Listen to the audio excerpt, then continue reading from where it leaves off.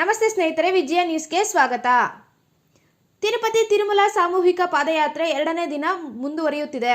ಆಜಾದ್ ಚೌಕ ಶ್ರೀ ಹರಿಹರೇಶ್ವರ ಸ್ವಾಮಿ ದೇವಾಲಯದಿಂದ ಹೊರಟು ತಾಡ್ಗೋಲ್ ಕ್ರಾಸ್ನ ಬಳಿ ತಲುಪಿದ್ದಾರೆ. ಬೆಳಗ್ಗೆ ಊಟದ ವ್ಯವಸ್ಥೆಯನ್ನು ಶ್ರೀಮತಿ ಕೆ ರೂಪಾ ಮತ್ತು ಶ್ರೀ ಎನ್ ನವೀನ್ ಕುಮಾರ್ ನವೀನ್ ವಿಡಿಯೋ ಚಿಂತಾಮಣಿ.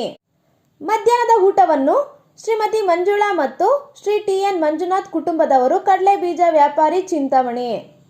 ರಾತ್ರಿಯ ಊಟದ ವ್ಯವಸ್ಥೆಯನ್ನು ಶ್ರೀಮತಿ ಸರಸ್ವತಮ್ಮ ಮತ್ತು Shri N V Narayanaswamy Maruti borewell Somakalahalli, Shrimati Pramilamma ಮತ್ತು Shri Rajareddy MRR Manjunath transporter ದೇವಪಲ್ಲಿ.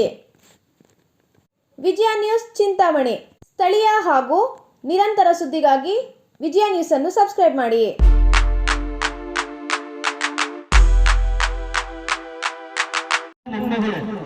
Birthday ಇವತ್ತು ನಮ್ಮ ಅವರಿಗೆ ಬರ್ತಡೇ ಶುಭಾಶಯಗಳು ತಿಳಿಸ್ತಾ ಇದ್ದೀವಿ.